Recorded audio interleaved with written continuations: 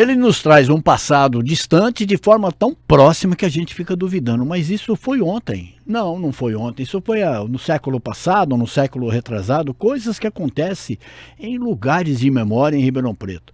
O entrevistado de hoje do Pode Tudo, ninguém menos que o professor historiador Gilberto Abreu. Gilberto, prazer te receber aqui. Ô Zé, o prazer é todo meu. Estar com você é sempre bom. Bom, obrigado. Giba, o que é lugares de memória? Olha, a inspiração foi de um trabalho maravilhoso que foi realizado na França pelo historiador Pierre Nora. Ele fez um levantamento extraordinário. E a França é conhecida também, dentre outras coisas, pela preservação de sua memória. Eles conseguiram levantar num grupo de historiadores praticamente toda a história da França nos 457 departamentos franceses. Uma coisa extraordinária. Isso rendeu dezenas e dezenas de livros, de documentos, de informes de toda a natureza. E há uns anos atrás nós tivemos a ideia de trazer isso para Ribeirão Preto de uma forma, no caso, televisiva, né? Um programa com esse título. Não Le Lieu de Mémoire, mas os lugares de memória. Porque, como eu digo na abertura, né, as pessoas passam pelos lugares, veem as construções, mas não entendem muito bem o seu significado, né? E, como eu digo, as pessoas veem, mas será que elas enxergam? Hã? E a ideia é exatamente isso, porque dá significância às coisas, né? As pessoas saberem da história, por exemplo, dessa edificação onde nós estamos, né? Uhum. A antiga sede da Companhia Cervejaria Paulista, né? As pessoas passam por aqui, veem a chaminé, mas também não se lembram que na chaminé estão escritas as palavras, o título de duas cervejas, né? Poker e Níger. Aliás, são cervejas que ficam, inclusive, na memória gustativa dos ribeirão-pretanos. Uhum. E, aliás, a própria cerveja Níger, né? Ela tinha uma propaganda extraordinária, né? Nem doce, nem amarga. Acho que nunca foi feita uma cerveja tão saborosa no Brasil, uma cerveja escura, né? Eu era fã da Níger.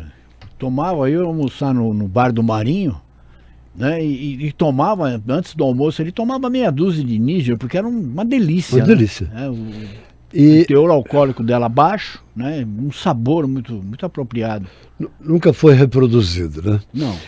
E houve até uma história de um golpe na coisa da Níger, né? Uhum. Porque um cidadão aqui, ribeirão-pretano, chegou a ser ministro, mas não é o Palocci, não, é outro, que era diretor da Antártica. Uhum. Ele foi contratado mais ou menos como uma espécie de... para praticar uma vilania, né? Uhum.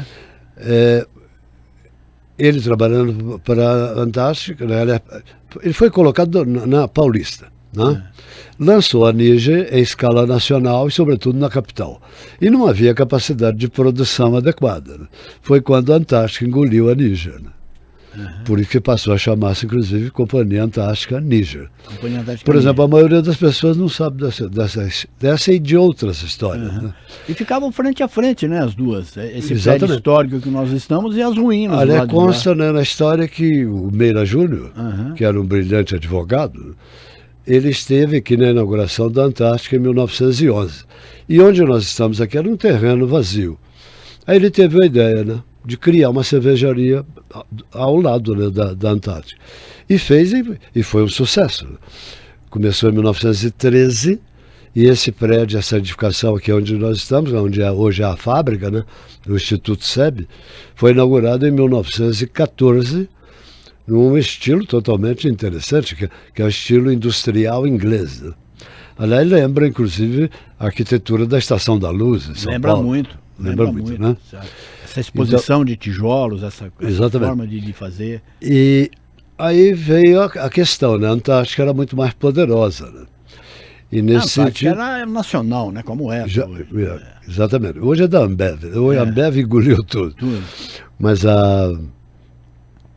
o Meira Júnior e os seus sócios, eles tiveram uma outra ideia, de não poderem concorrer no mesmo nível que a Antártica, né, de entrar no setor imobiliário. E aí que teve o grande ganho de Ribeirão Preto, né? Eles adquirem o Central Hotel, onde hoje é o Palace, e vão iniciar por vários anos a construção do cartão postal de Ribeirão Preto, que é o Quarteirão Paulista, né?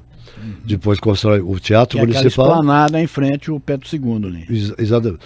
O próprio Palace, né? Hoje o Centro Cultural Palace, né? O Teatro Pedro II, e onde fica o Pinguim, que é o edifício Meira Júnior. Né? Porque o Pinguim ali é o Pinguim 2, na verdade. Pinguim 2. Perdeu a validade de Pinguim 2 porque era um em frente ao outro. Exatamente. O Pinguim 1, que nós conhecíamos muito bem, né, ficava no edifício de Ederix, no piso, né, do edifício de Ederix. Foi inaugurado em 1936. Né? E mais tarde transferiram para onde era o Lanche Paulista. Lanche Paulista. Que hoje é o próprio Pinguim, né? Então veja a mudança arquitetônica que houve na cidade, né? Ô Giba, você falou de história, né? Por que tem gente ainda que entende errado o valor da história, como se conta a história? O que é mais comum, o erro provocado pela história? Essa gente que não sabe, não consegue entender. O erro mais comum é exatamente o esquecimento, né?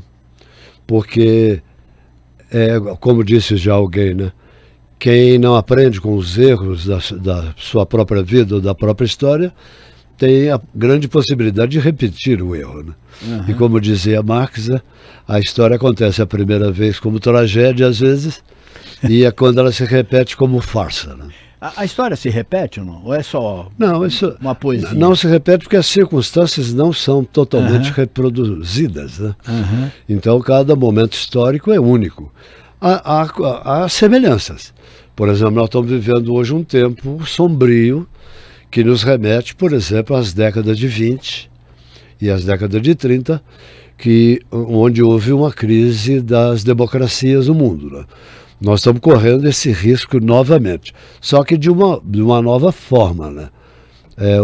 O fascismo, como dizia Brecht, é sempre uma cadela no cio. Gostei dessa tentativa de explicação aí. Por que é importante a gente conhecer a história? Exatamente para a gente aprender com os próprios erros, né, como eu disse, né? E também preservar os acervos. Então, todo mundo entende, por exemplo, o conservadorismo como uma coisa totalmente negativa. Nem sempre. Existem coisas que merecem ser preservadas, né? A memória é uma delas, né? E exatamente porque a história e a vida vive permanentemente nos ensinando. Mas a humanidade teme em não aprender com a sua própria aventura na Terra, né? Ô Giba, se eu te perguntar qual foi o acontecimento, os personagens da história que mudaram o mundo, não vai ficar difícil, né? Você vai buscar lá na década de 18, vai buscar na década de 30, 38, os anos 38, o início do nazismo, a ligação com o fascismo, Segunda Guerra Mundial, enfim, essa coisa toda. Daí vem o século XX, o século das grandes invenções, essa coisa toda. Mas das grandes tragédias. Das grandes tragédias também, né? Mas eu quero jogar isso pro espaço nosso aqui, o espaço minúsculo de Ribeirão Preto. Sim. Quais os acontecimentos que marcaram essa cidade? Você já falou da transação imobiliária, né? Que veio de fora para dentro, e com uma outra visão, e que começa a mudar a cidade. Olha, tem vários momentos importantes, né? Aliás, o grande filósofo espanhol José Ortega y Gasset, ele tem uma expressão que se tornou famosíssima, né? O homem é o homem e a sua circunstância. Isso é de uma grande profundidade. Porque, às vezes, algumas pessoas ganham relevância porque aproveitam a oportunidade de... Vamos pegar, por exemplo, a história de Winston Churchill, né? Ele assume o governo na Inglaterra num momento terrível, né? Onde houve uma rendição da Europa para Hitler, né? Com aquela coisa absurda do Neville Chamberlain de ter acreditado em Hitler quando, por exemplo, ele achou ter feito a paz em Munique, quando a Alemanha invadiu os Sudetos da Tchecoslováquia, né? Hoje a República Tcheca, né? E ele achou que tinha construído a paz. E de repente Hitler continua a invadir até eclodir a guerra em 1º de setembro de 1939. E, na verdade, o Chamberlain foi engambelado por Hitler. E o que o Trump está tentando fazer agora, e se não der um basta nesse cara, vai acontecer, não na mesma forma que naquela época, mas na mesma proporção. Mas na mesma proporção. Quer dizer, e aí nós poderíamos chegar, não à Terceira Guerra Mundial, mas à última. Porque se houver uma guerra total, nós não sobreviveremos. Como dizem grandes professores aí, sobretudo, né, os que lidam com o meio ambiente no mundo, né? A Terra pode permanecer, mas a humanidade pode se autodestruir. Agora, na história de Ribeirão Preto tem momentos muito interessantes, né? Por exemplo, dia 19 de junho não tem nada a ver com a história de Ribeirão Preto, é o dia da cidade, né? Seria muito mais correto que o dia 20 de janeiro, dia de São Sebastião, fosse. Que é o padroeiro da cidade. É o padroeiro da cidade. Aliás, São Sebastião deve ser o maior padroeiro, junto com Santo Antônio, das maiores cidades do Brasil. Né? São Sebastião do Rio de Janeiro, por exemplo. São Sebastião do Ribeirão Preto e dezenas de cidades do Brasil. Santo Antônio, então, nem se conta. Né? Mas em 1956, não, 54, o prefeito Costabile Romano queria comemorar o centenário de Ribeirão Preto. Então, inventaram essa data, né, numa farmácia aqui na Vila Tibério, do Franklin. Né? Arthur Franklin de Almeida. Exatamente. E foi vereador. E eles olharam na folhinha, né, era a Santa Juliana de Falconieri. Né? E ficou o dia da cidade desde então. E o centenário de Ribeirão Preto foi comemorado no dia 19 de junho de 1956. Isso, a pretexto de ser um dia santificado. Né? Exatamente. Porque o governo federal já tinha estourado, né, o limite de feriados. Isso. E desde então nós comemoramos o dia 19 de junho, né, como o dia da cidade. E foi um momento muito rico, não só de Ribeirão Preto, mas da história do Brasil. Né? Já estávamos no governo Kubitschek, que foi um governo que transformou o país. Né? 50 anos em 5. 50 anos em 5. Que interiorizou a população, porque até então a população, até hoje, na verdade, a maioria dos brasileiros ainda vive a 350 quilômetros do litoral, por incrível que pareça. Mas hoje nós temos, inclusive, metrópoles no centro. Brasília já é a terceira maior cidade do país, né? Brasília não exatamente, né? O Distrito Federal, né? Porque tem mais de 3 milhões de habitantes ali. Essa interiorização foi muito importante e mudou a história do país para o bem e para o mal. Por exemplo, o Brasil tinha uma malha ferroviária extensa, mas não era integradora, né? Porque o grande erro da ferrovia no Brasil é ligar um ponto do litoral a um ponto do interior. Não existiam ferrovias de integração. Curiosamente, na nossa região nós tínhamos a estrada de ferro São Paulo e Minas, ligava São Simão a São Sebastião do Paraíso. Então transportava minério de São Sebastião do Paraíso para cá, e aqui inclusive foi criada uma metalúrgica. O aço do edifício Martinelli em São Paulo saiu de Ribeirão Preto. De Ribeirão Preto. É a eletrometalúrgica. Então, existem circunstâncias, né, que às vezes promovem mudanças históricas importantes. O que eu diria de negativo? Que houve com a indústria automobilística trazida pelo Kubitschek, porque na verdade ele iria complementar. Existe um mito aí, Zé, de que foi o Kubitschek que acabou com a ferrovia no Brasil. Não foi a ditadura militar. Porque no governo Kubitschek foram construídos 6 mil quilômetros de ferrovias também. É que o Juscelino trouxe para o Brasil as grandes montadoras, né? Exatamente. E tirou o homem do Só que campo, a grande expectativa dele mesmo era de retornar. E ele seria invencível em 1965. Mas aí houve o golpe militar, em 64, que inclusive o tornou inelegível, ele foi cassado. Né? Em segundo consta, ele foi até vítima de um atentado, ele foi morto, né, na Via Dutra. Não foi um acidente? Aí veja o esquecimento. O Né? Aeroíris dele não foi um acidente? Saiu a roda? Você conversa fiado. Eu também acho. Mas na verdade ele foi morto, né? Porque ele era a figura mais popular do Brasil. Né? Ele conseguiu rivalizar com o Getúlio. Com a certeza de que voltaria. Agora, no novo governo Kubitschek, a prioridade seria a ferrovia. Uma ferrovia de integração. Aliás, o Carlos Heitor Coni escrevia muito sobre isso, né? Mas não tivemos a oportunidade, né, de termos, quer dizer, um segundo governo Kubitschek. Né? E Ribeirão Preto se inclui nesse momento histórico muito favorável. Né? Aliás, era uma época em que o Brasil ganhava o mundo positivamente, na literatura, no cinema, na música.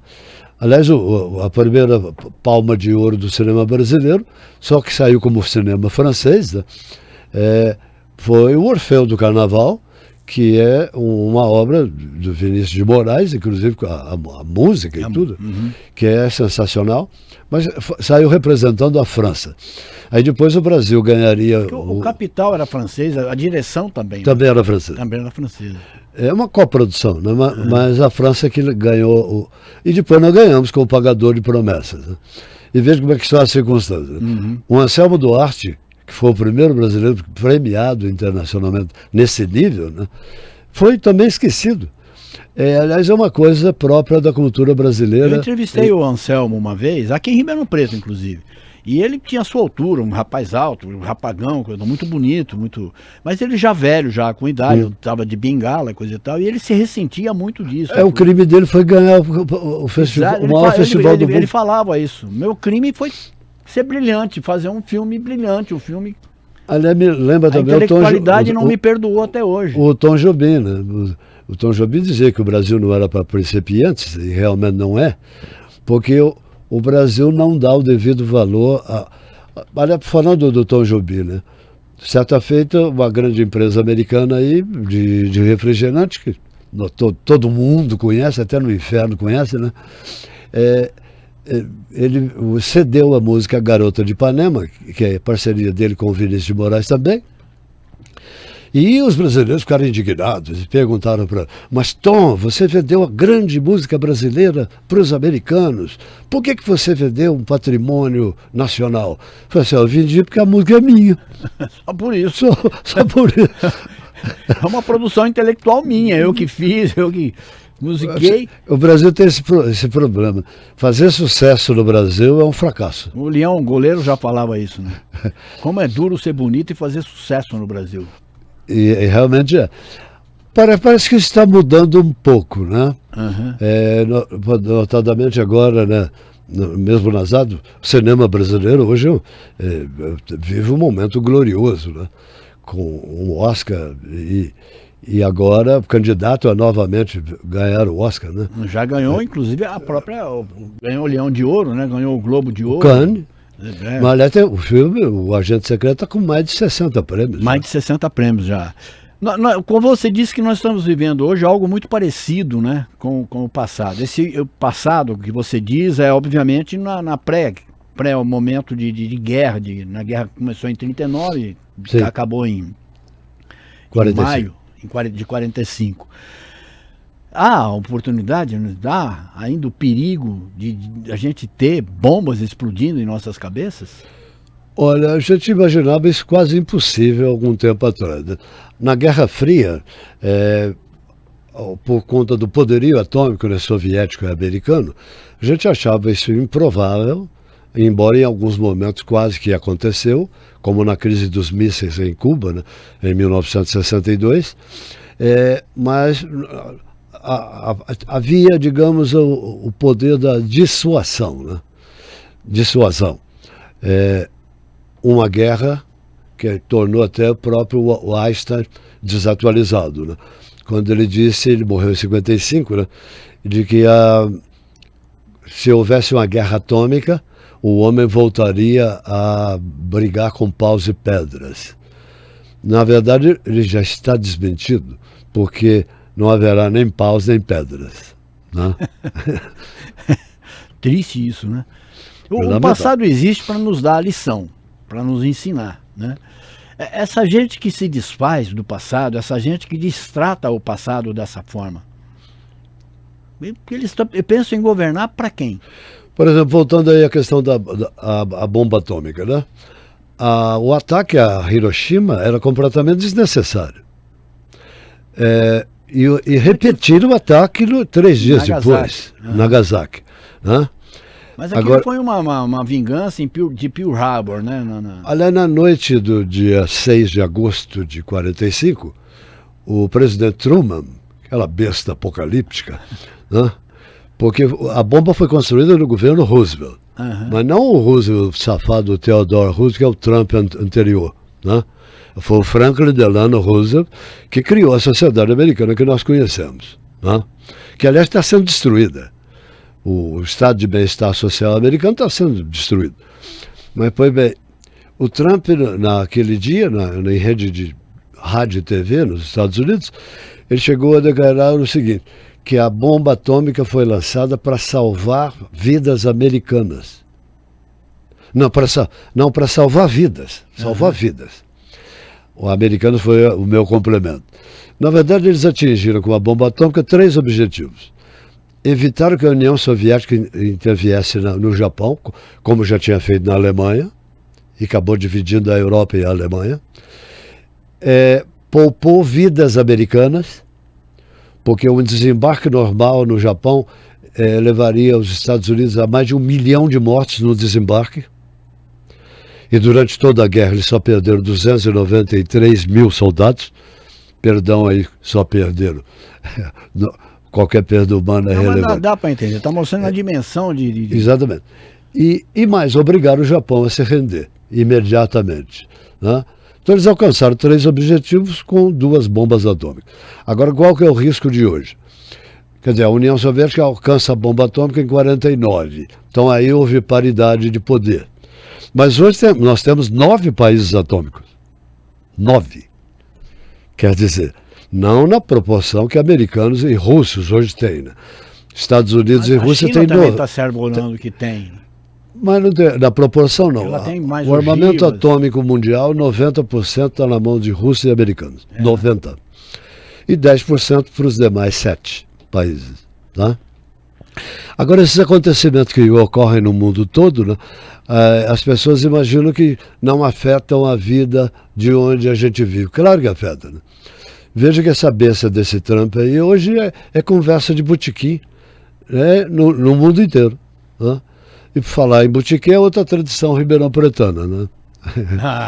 Mas esse é o lado bom, né? Esse é o lado bom esse da história. Esse é o lado bom, sem dúvida. Como é que a história ajuda a entender crise política? Ou mesmo personagens políticos? Na verdade, houve um problema na história, né, de glorificação de pessoas e de heróis, né? E, na verdade, a história é um processo social, né? Todos nós participamos da história. Né? Agora, veja as circunstâncias. Em momentos circunstanciais, algumas figuras se destacam. Né? Aliás, teve um artigo muito interessante nesses dias do João Pereira Coutinho, o grande escritor português, né, que é colunista da Folha de São Paulo. Eu leio toda terça-feira. Ele escreveu uma coisa interessante. Ele diz o seguinte: nós devemos beber, claro que com moderação, obviamente, né? Mas se você pegar modernamente, as figuras mais terríveis da história eram abstêmias. Hitler não bebia, por exemplo. O Laranjão não deve beber também, não tem. Bebe Coca Diet. E come hambúrguer. Quer dizer, isso não pode dar certo.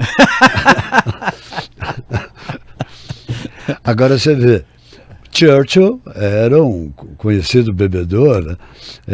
Roosevelt, o Franklin, não o Theodore, Franklin Roosevelt. Quer dizer, a tese do Pereira Coutinho, que também é de outros, né? É de que comer e beber é um fato de comunhão. Né? 2 pessoas sóbrias conversando, mesmo que com olhos nos olhos, elas nunca dizem totalmente o que querem. Mas comendo ou bebendo algo, as pessoas parece que se desarmam, né? Então, nesse sentido, até a própria bebida é adversa à guerra, né? Porque a camaradagem se faz no diálogo, na conversa, né? Então, Deus me livre dos abstêmios. O Vinícius já falava isso, né? Como é que eu vou confiar em gente que não bebe? O Humphrey Bogart, que dizia que o mal da humanidade é que ela está sempre 2 doses abaixo. Eu, por exemplo, não acredito em mito. Acho uma tendência hoje, uma idiotice muito grande. Qual é o mito o mito histórico que a gente ainda acredita, muita gente ainda leva a sério? Olha, mito é uma questão, né, da história antiga. Na verdade, todas as sociedades e civilizações criaram seus mitos, né? Mas veja, na Grécia Antiga, pegando o exemplo ocidental, né, a passagem do mito foi a superação feita pela filosofia. A filosofia é a tentativa, como disse alguém, né, Platão disse, né, ela nasce do espanto. Seria a tentativa de explicar racionalmente o cosmos, né? Cosmos é o organizado, o caos é o desorganizado. Os gregos fizeram essa passagem do mito para a filosofia. Eles não chegaram no passo seguinte, que foi a ciência, que só vai acontecer 1800 anos depois, com a Revolução Científica Europeia, né? Então seria o mito, a filosofia supera o mito, e a ciência é a concretização da filosofia, né? Ou a realização da filosofia. Para o bem e para o mal. Porque, por exemplo, a Revolução Científica Moderna, que produziu a Revolução Industrial, né? Entre os séculos XVI, XVII ao XVIII, a Revolução Industrial é a autorrealização da Revolução Científica, né? Também para o bem e para o mal, porque transformou completamente a vida na Terra, mas não conseguiu eliminar problemas históricos, por exemplo, a fome. Existir fome no mundo hoje, com excesso de alimentos produzidos, é um escândalo que não tem nome. Aliás, meu amigo Melen Adas escreveu um livro exatamente com esse título, Fome, o escândalo da fome, né? O Brasil mesmo produz alimentos para abastecer, e abastece mais de 1 bilhão de pessoas. Como é que você explica que tem 30% dos brasileiros que ainda têm carência alimentar? Quer dizer, essa racionalidade não se completou. Como diz o filósofo Habermas, né, que não tem nada de pós-moderno. A pós-modernidade é uma bobagem. A modernidade ainda não se completou, sobretudo porque ela começou com um equívoco. Por quê? Quando René Descartes disse, eu penso, logo existo, ele separa a mente do corpo do homem. Então, desde então, da Revolução Científica, os homens sentem como se não fizessem parte da natureza. Então eles manipulam e destroem a natureza. Então seria mais correto... Mas isso faz parte desse jogo, da mídia, né? Da sociedade midiática, né? Não, e também a vitória do cartesianismo, né, coincide com a vitória do próprio capitalismo, né? Porque eu ficaria com o filósofo que é a maior admiração de Einstein, né? Spinoza. Eu estou escrevendo um livro sobre ele há anos, não consigo terminar. Mas o Baruch Spinoza, que era um filósofo de origem portuguesa, que viveu em Amsterdã. Viveu enquanto pôde, porque ele teve que fugir várias vezes, porque é o filósofo mais excomungado da história. E ele que definiu uma coisa que é genial e que Einstein admirava, né? Perguntaram a ele se ele acreditava em Deus, ele disse sim, no Deus de Spinoza. Qual que é a expressão de Spinoza? Deus sive natura. Deus é a natureza. Tá? Deus é a natureza. Nessa concepção, ao invés de separar a mente do corpo humano, que um grande neurologista português escreveu um livro, O Erro de Descartes, o Antônio Damasio, que é exatamente isso. O penso logo existo, cogito ergo sum, separa o corpo da mente do homem. Então o homem não se sente mais parte da natureza. Então o homem manipula e destrói a natureza. Seria mais correto dizer: existo e sinto, logo penso. Se a gente agisse assim, nós não colocaríamos fogo na floresta amazônica, que é a maior estupidez que pode existir, porque é o maior conjunto de biodiversidade do planeta. Quer dizer, colocar fogo na floresta amazônica, eu não diria nem que é estupidez, isso é uma disfarçatez, é uma coisa absurda. Mas o governo, teve governo aqui no Brasil que tentou inclusive legalizar isso. Incêndio na Amazônia. A construção do Transamazônica, que é um pecado mortal. Aliás, no artigo do Vladimir Safatli desses dias, ele cita lá o Clemenceau, um estadista francês, né, onde ele diz que, por exemplo, os Estados Unidos transitariam da barbárie para a decadência sem conhecer a civilização. Mas, na verdade, essa frase não é do Clemenceau, né? É do Gobineau, um racista, citado mais de uma dezena de vezes por Hitler no Mein Kampf. Ele veio ao Brasil, foi hóspede do imperador Pedro II, né? O Conde de Gobineau. É um dos maiores autores racistas. É onde nasceu o racismo ideológico no século XIX, né? Ele veio ao Brasil e eu faço até uma brincadeira em aulas, por exemplo, né, de que ele reuniu com os coronéis do café, do calcanhar rachado lá em Vassouras, naqueles casarões de Petrópolis, né? E alguém deve ter perguntado: Conde, o Brasil tem futuro? Eu falei: não. Porque por conta da miscigenação, o Brasil transitaria da barbárie à decadência sem se tornar civilizado. Então a frase é anterior a Clemenceau. Porque ele colocava a culpa na decadência das civilizações à miscigenação. Aliás, ao contrário, biologicamente, em termos, até depois do projeto Genoma, está provado que quanto maior a diversidade humana, maior é a riqueza humana e biológica. A maior possibilidade de problemas genômicos, né, ou genéticos, é em grupos humanos fechados, e não em grupos humanos abertos. E nesse sentido, o Brasil seria o protótipo de uma nova civilização. Porque o Gobineau dizia que ele encontrou a chave da história. Eu nunca imaginei que alguém a tivesse perdido. Porque ele disse exatamente isso, que os historiadores explicam sempre a origem e a ascensão das civilizações, mas ninguém explicava a decadência. Aí ele vai explicar a decadência pela miscigenação. E ele então vai defender a ideia de raça pura, que é uma coisa idiota. Isso nunca existiu. O programa Genoma provou isso. A revista Isto É, naquela época, 30 anos atrás, publicou de capa, uma capa maravilhosa, com minúsculas faces humanas, as mais diversas possíveis. E o título da matéria principal da revista desse número é: Seja racista se você for capaz. Porque cientificamente, se existisse base científica para o racismo, os nazistas teriam provado isso. E nunca comprovaram.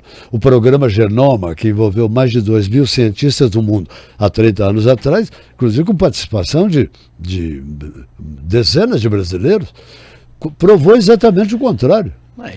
Essa busca terrível, né, pela raça ariana. Isso é uma coisa imbecil.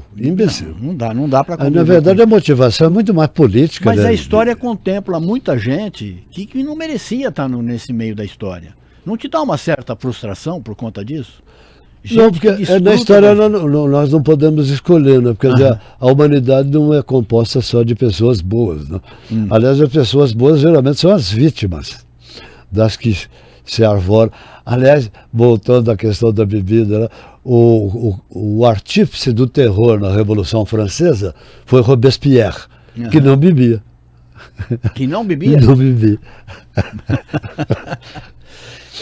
Que você... Não estou fazendo apologia da bebida, claro que as pessoas devem me entender. É que as pessoas tidas como extremamente certinhas, etc., são as que menos dão certo. as tidas como certas, né? Não fumo, não bebo, não faço Vai isso. na igreja aos domingos. Na verdade, a humanidade é composta, cada ser humano, de condições de virtudes e de defeitos. Aliás, os vencedores da história geralmente são os que têm defeitos. São. Que fato histórico você acha, por exemplo, aqui em Ribeirão Preto, ser estudioso desse aspecto, que fato histórico que merecia um pouco mais de atenção e que não teve essa atenção? Olha, aqui em Ribeirão Preto tem muitas coisas. Eu acho, por exemplo, a perda da memória mesmo, né? Ribeirão Preto era uma cidade muito bonita, sempre foi, mas ela já nasceu discriminando, né? O quadrilátero central era onde morava a elite. Os bairros adjacentes que foram sendo criados, a Vila Tibério e, sobretudo, o núcleo colonial, né, Antônio Prado, que deu origem aos Campos Elíseos, e o Ipiranga, que na época chamava-se Barracão, né, foi para as coisas inconvenientes estarem fora do quadrilátero central.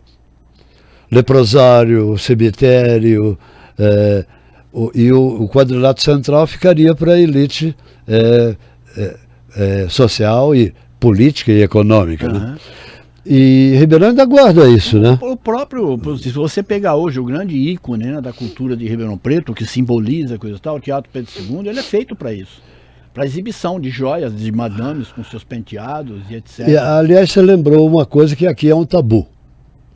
Porque havia um teatro tão bonito quanto, que era o Carlos Gomes, que ficava de frente. Agora, só que o Carlos Gomes se popularizou. E o da elite, o Pedro II, viveu o seu auge naquela época. Olha, alguém já te explicou quem que ordenou a demolição do Carlos Gomes? Não, até hoje a história não mostra isso, não conta. É um tabu. É um tabu mesmo. Tabu é uma palavra polinésia recolhida pelo antropólogo Malinowski, né? Tabu é uma interdição, é uma proibição, né? Por que não se fala no Teatro Carlos Gomes aqui em Ribeirão Preto? Né? Por que se omite quem autorizou a demolição? Quem fez? Por quê? É que o Teatro Carlos Gomes tinha se tornado popular. E aí tem uma marca ribeirão-pretana que é o elitismo. Né? É o elitismo de, por exemplo, discriminar as camadas populares. Aliás, a geografia de Ribeirão Preto explica muito bem isso, né? O nosso grande geógrafo Milton Santos, ele disse que, modernamente, a cidade estão criando novas centralidades, né? De qualquer lado que você chega a Ribeirão Preto, você vê, claro, o núcleo de edifício central, que é evidente, que é um bloco de edifícios. Mas depois da criação do Ribeirão Shopping, por exemplo, foi criada uma nova centralidade e um novo espaço das elites. Por exemplo, a região sul de Ribeirão Preto, onde está o shopping e os novos. Entre Ribeirão e Bonfim Paulista tem mais de 90 condomínios fechados. Você anda naquela região sul, nos parece que você está numa cidade canadense, americana. Agora, é claro, Ribeirão Preto concentra em si mesma toda a desigualdade do país, né? Aí você sai da região sul, você vai passando por Américas Latinas, Áfricas, né? Enquanto existir, né? Enquanto existir. Ô Giba, você acha que a Idade Média foi mesmo a Idade das Trevas ou não? Não, isso é uma bobagem. Falar isso para um pensador como Humberto Eco, ele teria uma síncope, né? Porque, veja, na verdade, sim, com a decadência do Império Romano, houve uma ruralização na Europa, a invasão dos bárbaros, claro, o fim da vida urbana, né? E na época mesmo o apogeu era da China. A China não está no apogeu agora, já esteve, né? Os árabes, a civilização árabe, né? Agora, no período entre a decadência de Roma e o Renascimento, esse mito da foi criado pelos renascentistas. Porque, vamos citar aqui quem melhor definiu o Renascimento, né? Maquiavel. ele definiu o Renascimento assim, o momento em que ele viveu. Né? Vamos buscar o novo no antigo. Então, eles achavam que eles eram os artífices da novidade. Então, eles desprezavam os 1000 anos que os separavam do momento em que viviam até a decadência de Roma. Né? E criou-se o mito de Idade das Trevas. Ali, na verdade, na Idade Média surgiu a Universidade Europeia, que, aliás, não tem origem europeia. A origem da universidade é árabe. A primeira universidade é de Fez, no Marrocos. E depois do Cairo, depois de Bagdá. Cidadezinha pequena. Aí depois, lá na Andalucia, com aquela brilhante cultura árabe que ali vivia, né, em Córdoba e Sevilha, né? Ali, então, vai ser criado, digamos, uma extensão da cultura árabe e a preservação da cultura clássica grega e romana. Isso é que os renascentistas vão se aproveitar. Mas quem conservou a sabedoria dos gregos e dos romanos foram os árabes. Aí veio, que veio a ideia do Renascimento. Quem que foi a pessoa mais poderosa da história? A gente vai ter que usar o lado da vilania, por exemplo. Não há dúvida o poder que o Hitler e a sedução que ele provocava no mundo. Olha, um exemplo máximo de poder poderia ser, né, Hitler, talvez também de Stalin, né? Mas né, são dois péssimos exemplos, né? Terríveis. Né? Eu tenho amigos stalinistas que você falar isso, eles têm... Hein? Eu tenho amigos stalinistas, amigos seus, inclusive, que se eu falar isso aí... Não, mas eu falo até na presença dele. Eu também falo, mas eu sei o que é que provoca criminosos. Eles acusam os ucranianos de serem nazistas. Né? Até hoje, nessa guerra aí. Mas, na verdade, Stalin condenou 4 milhões de ucranianos à morte no Holodomor, que foi na coletivização forçada da agricultura, onde os ucranianos foram condenados à morte. E na terra, coisa terrível, na terra mais fértil do mundo. Aliás, tem um livro do Timothy Snyder, que é maravilhoso, chama-se Terra Negra. A terra mais fértil do mundo é da Ucrânia. Tem um pedaço da Rússia também. É onde tem o solo de Chernozion, que não é como a nossa Terra Vermelha, que tem uma origem geológica, né? Que é do esfarelamento do basalto, dos derrames basálticos vulcânicos que ocorreram há milhões de anos e que deram origem à nossa fabulosa Terra Vermelha que os italianos chamaram de rossa. E os capiaus aqui entenderam que era roxa. Nunca me falar que terra roxa que eu conheço é de cemitério. A terra é vermelha. Tem até texto do Monteiro Lobato, quando visitou Ribeirão Preto, ele disse que saiu daqui com o nariz vermelho de poeira, né? o Monteiro Lobato. Mas o solo lá da Ucrânia e da Rússia, do Chernozion, é biológico. O inverno lá é muito rigoroso e veja a dialética da natureza. Quando começa o aquecimento depois do inverno, há uma revolução biológica no solo, com micro-organismos que revestem o solo com um manto negro de altíssima fertilidade. Aliás, a Ucrânia não precisa de fertilizantes. O solo dela é completo, é orgânico. Já completa isso aí.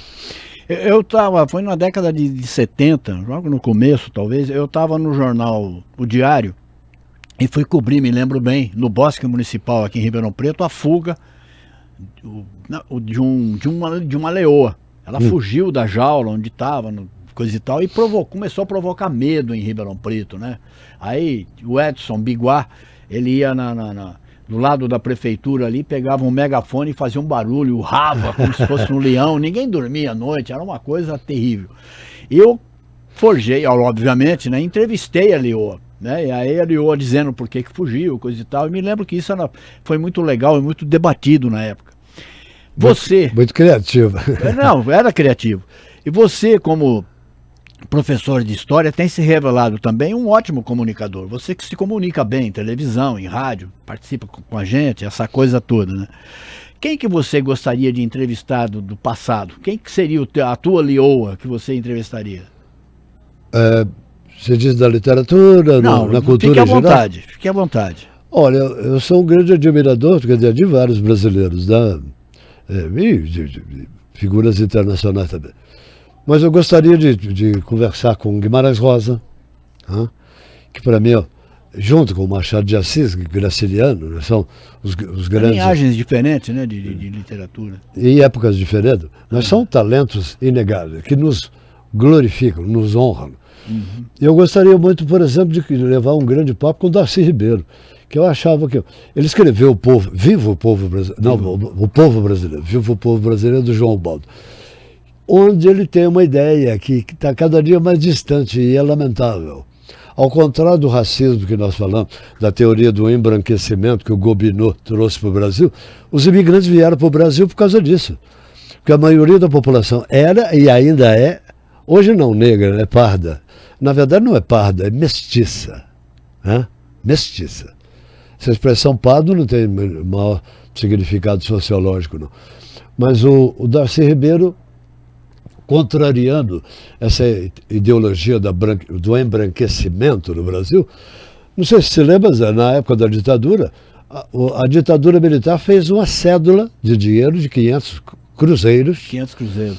De um lado tinha a expansão territorial brasileira e do outro lado tinha, digamos, a formação do povo brasileiro. Tem assim um português, aliás, um índio de perfil. Índio aqui é sempre de perfil. O português com a cara de frente e o negro também de perfil. E tem um arranjo gráfico na nota e que apresentaria no final da nota, da cédula, o brasileiro do futuro. Que no futuro, pela mestiçagem, né, pela miscigenação, o Brasil formaria um país de mulatos claros. Né? Isso é um processo que está, na verdade, acontecendo e que não tem nenhum sintoma de decadência gobinista nisso, não. O Darcy Ribeiro era um fervoroso defensor, não o Gilberto Freire. O Gilberto Freire foi um grande sociólogo. Ele apontou as contradições brasileiras, mas não problematizou. Porque, na verdade, ele era da elite conservadora brasileira, ele não queria colocar o dedo na ferida. O Darcy Ribeiro, ao contrário, seguindo a linha de Florestan Fernandes e outros grandes sociólogos brasileiros. O Darcy Ribeiro dizia que o Brasil seria o protótipo da primeira civilização solidária, porque todas as civilizações até hoje foram solitárias. Esse projeto brasileiro corre risco de não se concretizar também, mas como ideia é genial. É a ideia da não diferenciação de tipos humanos ou de estereótipos humanos. Baseado nessa nota de 500 cruzeiros, né, tem uma decisão que poderia ter mudado a história que não foi tomada? Muitas, né? Muitas. Às vezes o adiamento de soluções, né? Por exemplo, o Plano Real de 1994, que realmente estabilizou a economia do país, mas é uma decisão tardia, porque a grande crise brasileira é dos anos 70. Por exemplo, não sei se se lembra, você tem a informação, o Brasil foi o país que mais cresceu no mundo em 1971. 13,5%. Era o milagre dos militares. Né? Só que aí veio o choque do petróleo. E o Brasil importava petróleo. E pegava dinheiro emprestado para pagar petróleo. Resultado, o Brasil entra num processo de estagnação tal que o final dos anos 70, aí que vem a abertura do regime militar. É como disse o assessor do Trump, lá do Clinton, né? É economia, estúpido. A crise econômica que derrubou a ditadura. Claro que a nossa resistência também, né? Mas a crise econômica. A década de 80 é chamada de década perdida. O Plano Real, por exemplo, veio tardiamente. É um exemplo de uma criação coletiva. Todo o crédito é dado ao Fernando Henrique Cardoso, mas o presidente era Itamar Franco. E, na verdade, o Plano Real foi uma construção coletiva de uma equipe de uns 10 economistas brilhantes. Né? Brilhantes. O Itamar era mais do que um admirador de carnaval, né? De mulher sem calcinha. Sim. Você lembra disso, né? Mas ele patrocinou o plano. Né? Pô, então, ele bancou. Opa! O Fernando Henrique é lembrado e ele é esquecido. A história tem disso também, né? Que o Plano Real foi feito no governo Itamar Franco. E tem que ser dito isso com Quando todas a as gente letras. fala isso, falando de história, né, todas essas guerras, principalmente as grandes guerras mundiais, elas eram inevitáveis? Ou eram produtos de escolhas, livres escolhas? Olha, eu estou lendo um livro sensacional, também tardiamente, que eu devia ter lido esse livro há muito mais tempo, do grande historiador e sociólogo, né, alemão, Norbert Elias, pelo nome, óbvio, né, de origem judia. Ele tem um livro genial chamado Os Alemães. Como é que a gente explica o nazismo? Tem várias maneiras de explicar. Mas a Alemanha tinha uma tradição de inferioridade. Porque, na verdade, a Alemanha, como a Itália, ela foi unificada tardiamente, em 1870.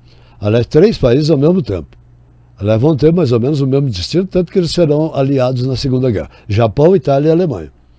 A Alemanha tinha complexo de inferioridade, porque as potências da época eram a Inglaterra, era a França, até a Bélgica. A Alemanha era dividida. A Alemanha chegou a ter, o que a gente chama de Alemanha hoje, né? 450 estados.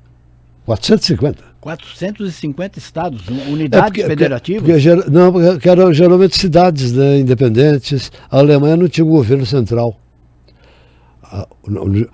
Quem começa a organizar a Alemanha foi Napoleão.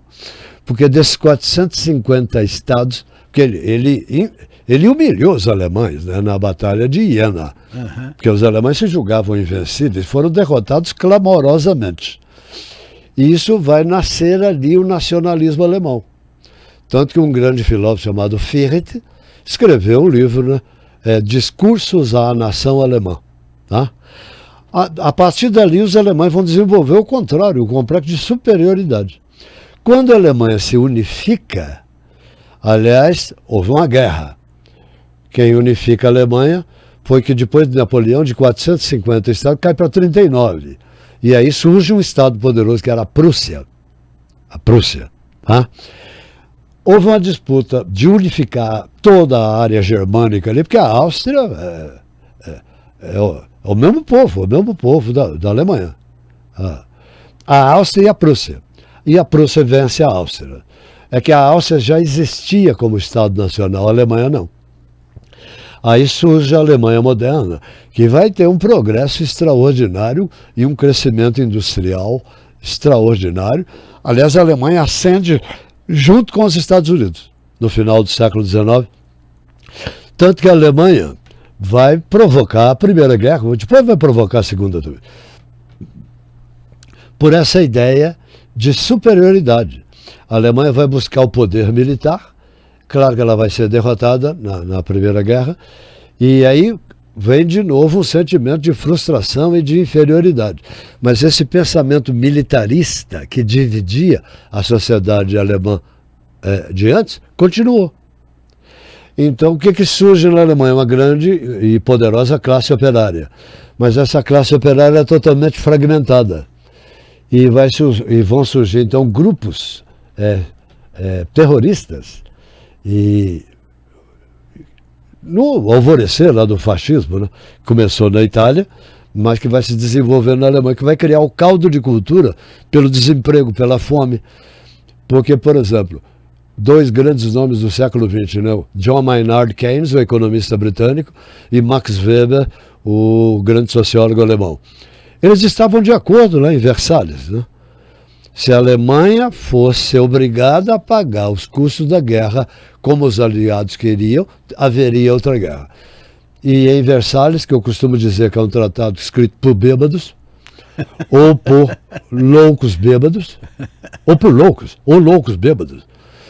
Porque tudo que está escrito no Tratado de Versalhes, qualquer pessoa diria, isso não vai dar certo, isso não vai dar certo, isso não vai dar certo. A Alemanha foi humilhada. Isso é que explica a ascensão de Adolf Hitler. Ele mexeu exatamente com esse lado, né, da população. Aliás, nos discursos de Hitler nunca falava dos vencedores, né? Ele falava contra o Tratado de Versalhes, mas ele culpava o Tratado de Versalhes aos judeus americanos, aos judeus britânicos aos judeus franceses. Na verdade, ele pega os judeus como bode expiatório, que curiosamente é um mito judeu. O bode expiatório é aquele que a tribo lançava o bode no deserto para espiar, né, os crimes da coletividade. Ô Giba, nós falamos aqui, e você tratou bem sobre o assunto, sobre cinema, né? O cinema hoje brasileiro, a força que ele tem, ganhador de um Oscar, concorrendo a mais um, com grandes chances de vencer. Já esse filme que está em cartaz aí do O Agente Secreto. O Agente Secreto do Moura, mais de 70 prêmios, 60 prêmios, alguma coisa, é uma loucura, né? O cinema ajuda, a arte, nem vou colocar o cinema, mas a arte ajuda a entender a história? Ah, sem dúvida. Aliás, a arte é a expressão, né, da estética da cultura de um povo, né? Então, a arte, ela tem o poder de síntese, né? De interpretar uma circunstância, um momento, e de eternizar esses momentos. Por exemplo, o quadro mais famoso de Picasso, né?